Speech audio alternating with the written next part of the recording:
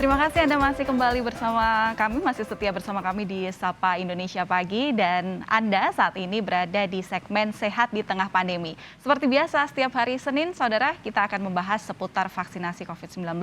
Anda dapat melayangkan pertanyaan melalui Instagram Sapa Indonesia _Kompas TV sehari sebelum tayang atau melalui telepon interaktif saat ini di nomor 021 5366 0500.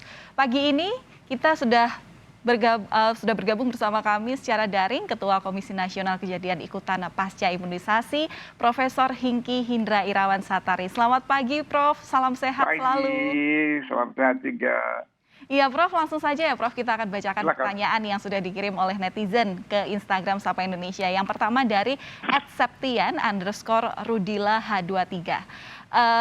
Selamat pagi, Prof, mau tanya nih, apakah ada jarak waktu dari selesai melakukan vaksin booster untuk boleh tes antigen atau PCR?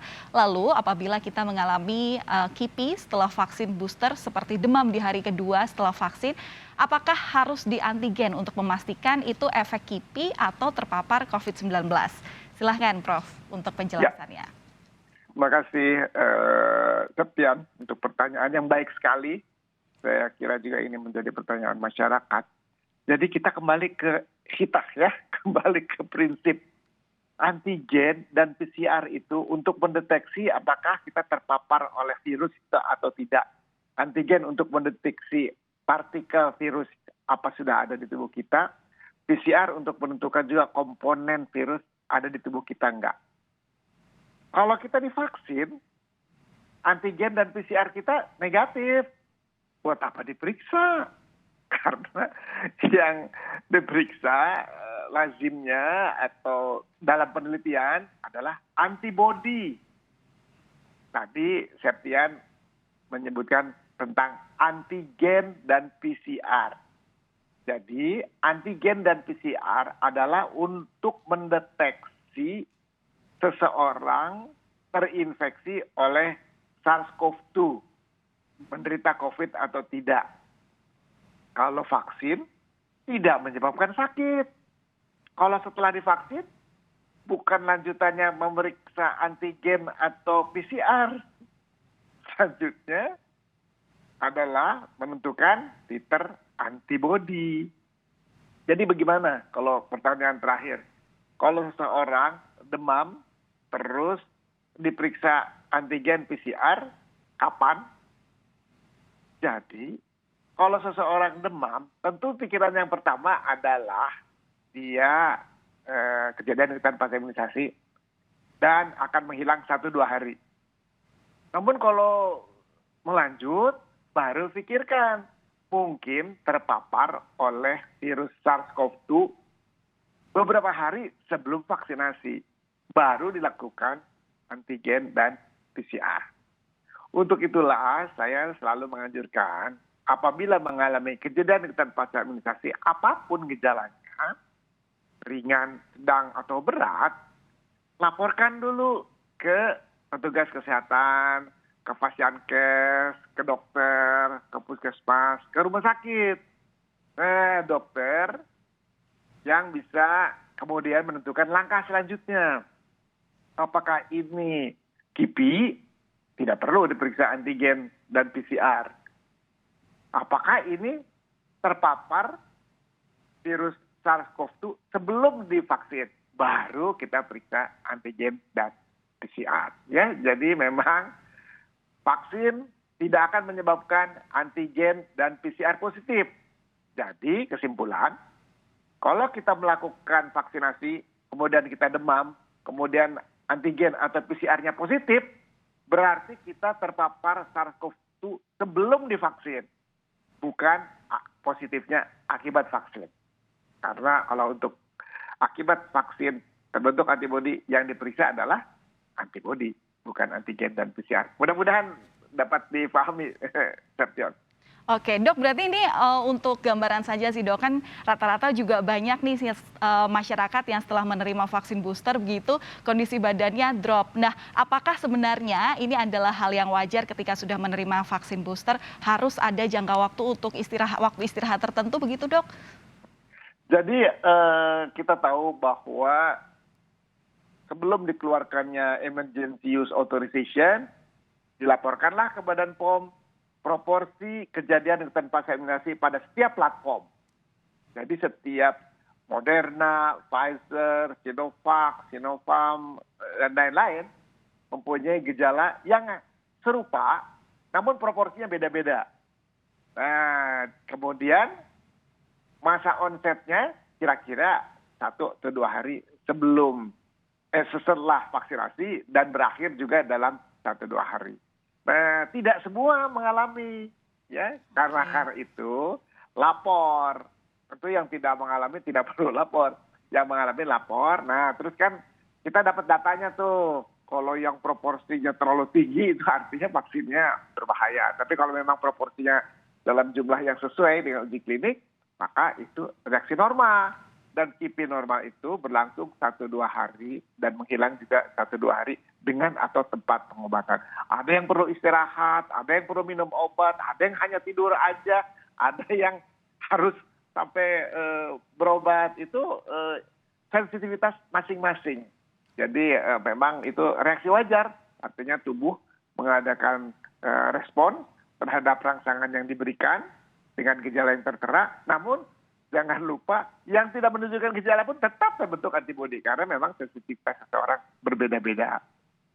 Oke, yang jelas efektivitas apapun vaksin hingga saat ini itu masih bisa menangkal adanya keparahan atau fatalitas ketika nantinya dia terkena COVID-19. Begitu ya dok ya, yang penting memang yang harus tahu kondisi adalah diri sendiri. Kalau memang dianggap setelah menerima vaksin booster kurang sehat, bisa untuk istirahat sekitar 1-2 hari.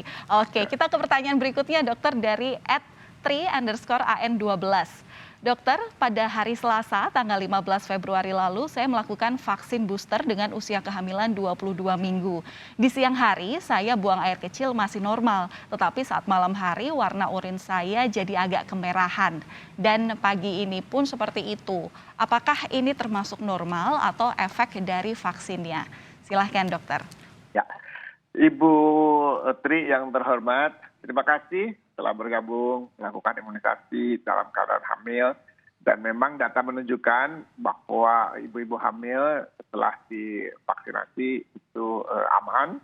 Bahkan ibu-ibu yang telah divaksin dan telah melahirkan bayinya pun dari pemantauan laporan-laporan, artikel-artikel, jurnal, dan dari organisasi kesehatan sudah menyatakan bahwa bayi yang dilahirnya pun, meskipun ibunya ada riwayat divaksinasi, normal dan sehat sampai saat ini. Kan kita masih memantau ya dalam 6 bulan, tahun, dan bahkan bertahun-tahun ke depan.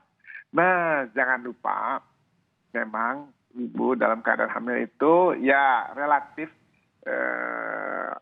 daya tahan tubuhnya rawan dan memang lebih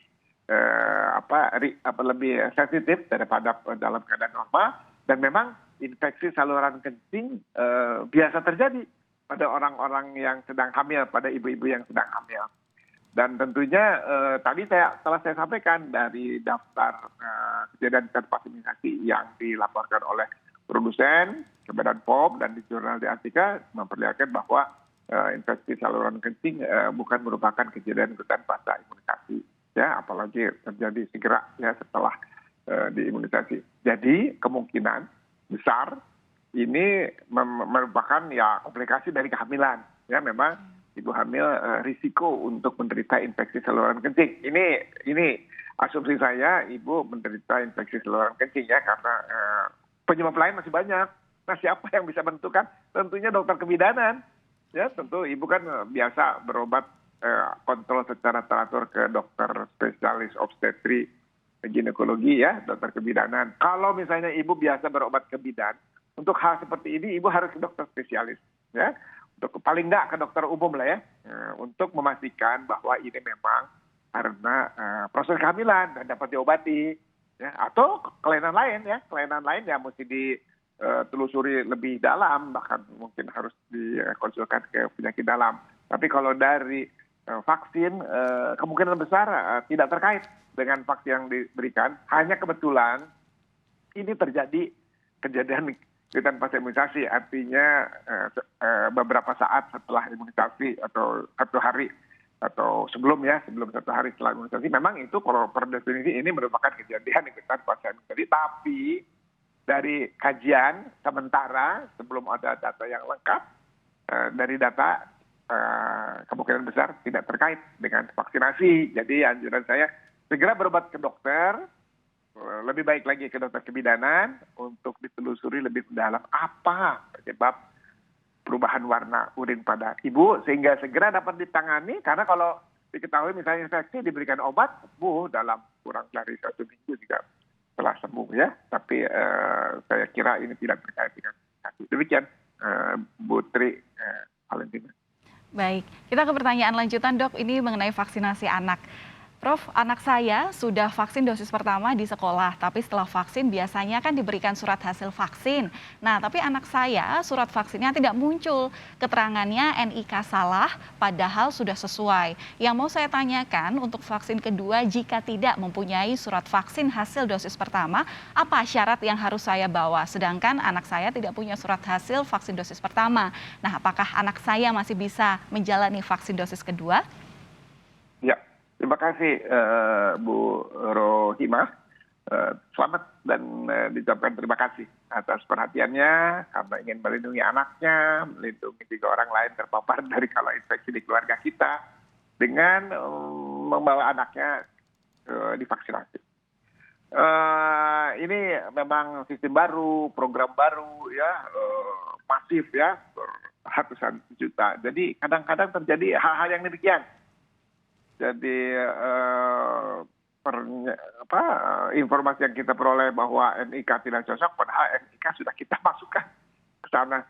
Jadi kalau saya anjurkan ibu ke puskesmas, ya, karena sebetulnya itu ada hotline-nya untuk melaporkan kejadian seperti ibu itu. Karena kalau misalnya ibu dilakukan di sekolah atau dilakukan di sentra vaksinasi, mungkin orang yang mengetahui tentang informasi teknologi informasi ini ada di pasienkes yang lebih tinggi daripada dilakukannya vaksinasi, sehingga saya yakin dapat ditelusuri permasalahannya mengapa NIK-nya sudah tepat tapi tidak masuk dan tidak diterima oleh sistem. Ibu pakai ini aja, pakai kartu aja, ya. Maksud saya, selama proses pemasukan data ke PCare dengan memakai kartu vaksinasi itu dapat dipakai untuk vaksinasi kedua. Jadi vaksinasi kedua pada waktu saat akan dilakukan bawa kartu vaksinasi pertama, ya, ada tanggalnya, ada batch number-nya, ada lokasinya, ya, ada nomor telepon hotline-nya. Nah, vaksinasi kedua dapat dilakukan dengan membawa kartu tersebut. Mudah-mudahan pada waktu vaksin kedua masalah di vaksinasi pertama sudah masuk ke dalam sistem. Tapi saya yakin itu bisa diselesaikan. Namun paling tidak ke puskesmas lah. Ibu mencari bantuan ke puskesmas setempat, ya, yang terdekat, sehingga bisa ditolong untuk menelpon ke hotline di Kemkes atau mengirim email dari sentra vaksinasi tersebut ke Kemkes untuk menyelesaikan masalah ibu. Mudah-mudahan dapat teratasi. Saya yakin harusnya bisa diatasi, ya. Ya, mudah-mudahan cepat teratasi karena memang saat ini kita masih dalam proses untuk percepatan vaksinasi ya dok ya. Prof, ini masih ada satu pertanyaan penting nih dok. Saya mau bertanya, saya ini sedang menjalani injeksi kortikosteroid selama 3 minggu sekali. Dan saya terjadwal untuk melakukan vaksin dosis ketiga. Nah, ini apakah boleh vaksin dok? Terutama untuk mereka yang sedang menjalani terapi, dan efektivitas vaksinnya seperti apa? Mungkin Profesor Hingki bisa menjelaskan. Ya. Makasih Bu Windoko. Saya juga menyatakan prihatinnya karena Ibu sedang dalam pengobatan dan saya tidak disebutkan jenis penyakitnya, tapi saya juga tidak memerlukan data tersebut. Yang saya sampaikan adalah bahwa jenis obat kortikosteroid merupakan obat yang mempengaruhi sistem kekebalan. Kalau diberikan dalam jangka waktu pendek, sekali, 2 kali, ya, dalam jangka waktu kurang dari seminggu misalnya, itu tidak mempengaruhi sistem kekebalan secara keseluruhan. Namun kalau diberikan seperti Ibu ini 3 kali seminggu, kemudian akan diberikan berkala, saya nggak tahu berapa bulan. Nah, biasanya kalau udah 3 bulan itu mempunyai dampak menekan sistem kekebalan. Karena itu namanya kalau bahasa Inggrisnya anti-inflamasi drugs. Jadi obat yang menekan sistem kekebalan. Karena saya duga ibu menerima kelainan sistem kekebalan sehingga tubuh ibu tidak dikenal oleh sistem pertahanan, jadi dihancurkan oleh sistem pertahanan ibu. Nah, untuk itu sistem pertahanan ibu ditekan dengan diberikan kortikosteroid. Jadi reaksi yang tidak nyaman dirasakan oleh ibu karena organ tubuh dirusak oleh sistem kekebalan menghilang dan kemudian pulih. Nah, apa yang terjadi dengan sistem kekebalan kalau diberi rangsangan vaksin? Tentu saja tidak akan memberikan efek yang optimal atau bahkan tidak memberikan respon sama sekali. Jadi mubazir. Jadi bahaya sih enggak ya, kecuali virusnya live attenuated. Kecuali virusnya virus yang masih hidup, yang dilemahkan. Tapi kita platform yang sekarang dipakai di dunia, tidak ada yang live attenuated vaksin COVID itu. Yang ada materi genetik, yang inactivated, ya, subunit. Jadi tidak berbahaya. Tapi nggak ada efek yang didapat. Mungkin kalaupun ada nggak optimal, memberikan perlindungannya mungkin minim, atau memberikan perlindungannya kita tidak bisa perkirakan. Jadi oleh karena itu ibu vaksinasinya terpaksa harus ditunda bergantung kepada efek kortikosteroid terhadap sistem kekebalan ibu. Nah, yang bisa menentukan adalah dokter yang memberikan sistem kekebalan. Jadi setelah ibu diberi suntikan anti kekebalan itu dalam jangka waktu tertentu, ibu akan pulih beberapa bulan setelah obat itu dihentikan. Nah, yang tahu kan dosisnya dan berapa lamanya kan dokter yang memberikan. Nanti sistem kekebalannya pulih juga dokter yang memberikan. Nah, setelah sistem ibu pulih, segera divaksinasi. Oke, berarti untuk kasus Ibu Windoko ini termasuk kriteria yang tidak layak menerima vaksin untuk sementara waktu ini ya, Dok ya? Artinya harus ditunda. Oke, baik, siap.